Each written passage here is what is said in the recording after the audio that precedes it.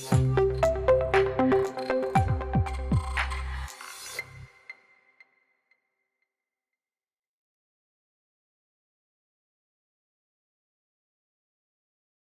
Students, आज हम बात करेंगे आरसीसी फ्लोर्स के बारे में। RCC floors means reinforced cement concrete.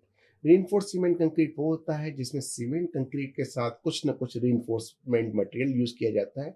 वो reinforcement material usually steel bars या वायर मेश रहते हैं। तो इन दोनों को मिला के जो कंपोजिट मटेरियल तैयार होता है उसको हम आरसीसी बोलते हैं। तो इसकी अगर हम कंस्ट्रक्शन की बात करें कि इसको कैसे कंस्ट्रक्ट किया जाता है, तो सबसे पहले सब फ्लोर प्रिपेयर किया जाता है। सब फ्लोर प्रिपेयर करने के लिए हमको प्लिंथ में मुरम और सैंड अच्छे से कॉम्पैक्ट करके उसके ऊपर लीन सीमेंट कंक्रीट का एक बेस डालना पड़ता है और एक डीपीसी का बेस डालना पड़ता है। उसके बाद आपके कॉलम्स और बीम्स इरेक्ट करने पड़ते हैं और वॉल्स इरेक्ट करनी पड़ती हैं। ये सारा जब काम हो जाता है वॉल्स और बीम्स का और कॉलम्स का, उसके बाद हम फॉर्म वर्क लगाते हैं। स्लैब के लिए फॉर्म वर्क लगाते हैं। अगर कहीं पर हम लोग अपना जो है स्लैब और बीम को अगर एक साथ कास्ट कर रहे हैं तो सिर्फ कॉलम और वॉल को इरेक्ट करते हैं और बीम का फॉर्म वर्क भी स्लैब के फॉर्म वर्क के साथ लगाते हैं। तो जब ये सारा काम हो जाता है, फॉर्म वर्क को हम अच्छे से लेवल चेक कर लेते हैं कि फॉर्म की लेवल कहीं पर भी मिस्टेक नहीं हो। एकदम प्रॉपर लेवल होना चाहिए, अदरवाइज हमारा जो स्लैब है वो प्रॉपर लेवल, अगर फॉर्म वर्क का जो भी लेवलिंग होगा वही उसका नतीजे में हमारे स्लैब का भी लेवलिंग वैसा आएगा। तो इसलिए बहुत ज़्यादा ध्यान रखने वाली बात रहती है। तो उसके बाद फिर रिइंफोर्समेंट प्रोवाइड करते हैं हम लोग। बीम का अगर साथ में कास्ट कर रहे हैं तो बीम का रिइंफोर्समेंट पहले, फिर स्लैब का रिइंफोर्समेंट लगाया जाएगा। अदरवाइज अगर बीम पहले से ही कास्ट है तो सिर्फ स्लैब का रिइंफोर्समेंट लगाया जाएगा। तो रिइंफोर्समेंट जब हमारा पूरा तैयार हो जाता है, उसके बाद हम लोग कंक्रीट मिक्स प्रिपेयर करते हैं, जो कि डिज़ाइन के हिसाब से रहता है। M15 या M20, या अगर बहुत ज़्यादा डिज़ाइन है तो M25 तक भी जा सकता है, बट यूजुअली M15 M20 भी जाता है। उस हिसाब से जो भी हमारे पास मिक्स डिज़ाइन आया, मिक्स डिज़ाइन के हिसाब से हम सारे मटेरियल्स का बैचिंग करते हैं। सीमेंट का, फाइन एग्रीगेट का, कोर्स एग्रीगेट का, वाटर का, अगर कोई ऐड मिक्सचर भी कोई ऐड करना हो तो उसका भी अपना ले लेते हैं। तो ये सारा जब ये प्रॉपरली मिक्स हो जाता है तो फिर इसको हम फॉर्म वर्क में प्लेस करते हैं रेनफोर्समेंट के ऊपर।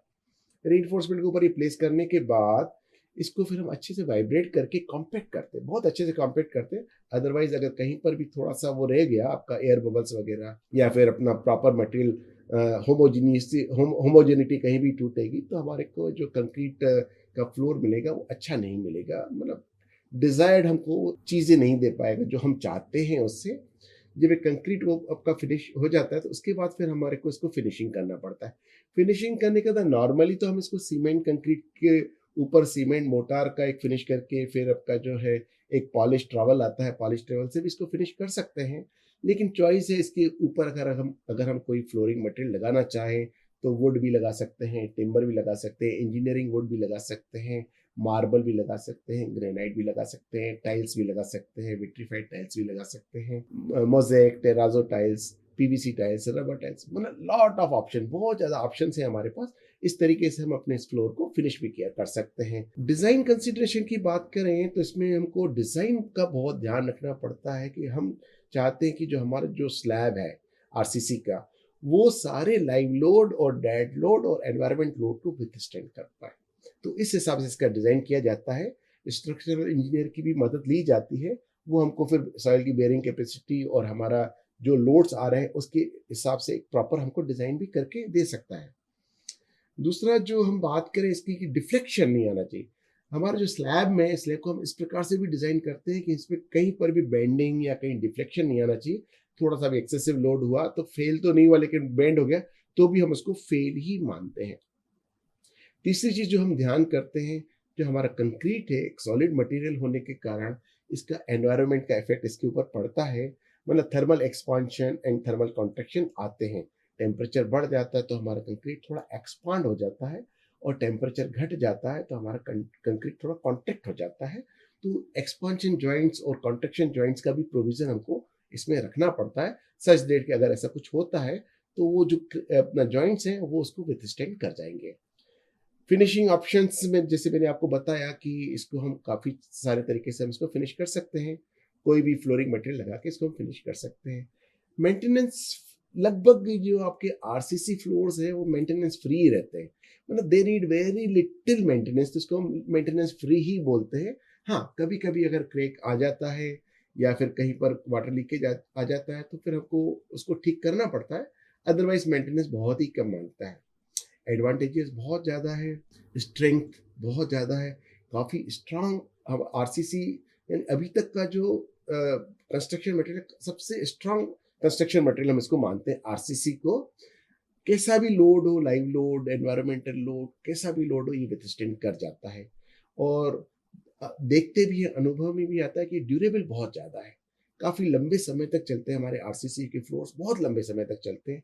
आपके घरों में भी आप लोग देखोगे तो काफ़ी किसी को किसी घर में 50 साल हो गया होगा, किसी को 60 साल हो गया होगा, किसी कोई कोई घर 100-100 साल पुराने भी हैं, तो वहाँ पर भी आरसीसी फ्लोर्स अभी तक काम कर रहे हैं।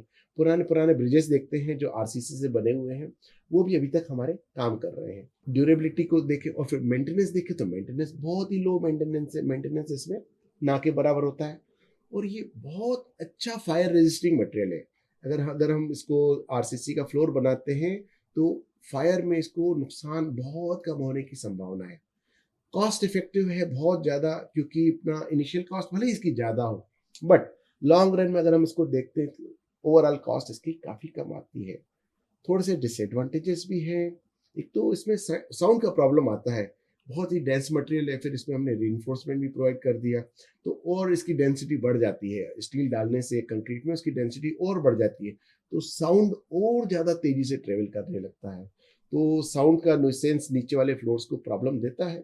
एकॉस्टिक मटेरियल हमको यूज़ करना पड़ता है, ऊपर कारपेट वगैरह बिछाना पड़ता है, नहीं तो नीचे वाले को रहना दिक्कत आएगा। अगर हमने इसको प्रॉपरली प्लेस नहीं किया, इसमें प्लेसिंग हमको बहुत सावधानी से करनी पड़ती है। अगर इसमें प्रॉपर प्लेसिंग नहीं किया, प्रॉपर कॉम्पैक्ट नहीं किया, तो कंक्रीट में क्रैकिंग आने की बड़ी संभावना है, और क्रैकिंग आना माना पानी का टपकना, दोनों प्रॉब्लम साथ साथ आ जाती है। तो क्रैक आने की, इसलिए इसका प्लेसिंग और कॉम्पैक्शन के दौरान बहुत ज़्यादा सावधानी रखने की ज़रूरत है।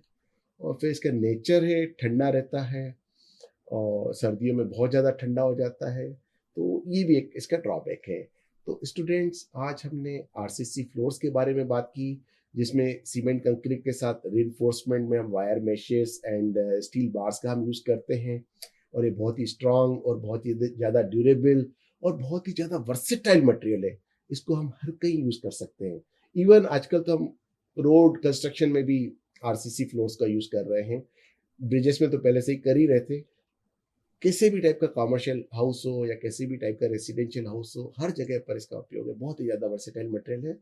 आप लोगों ने जो चीज़ यहाँ से सीखी है, आप लोग अपनी डिज़ाइंस में ज़रूर इनकॉर्पोरेट कीजिएगा। Thank you very much.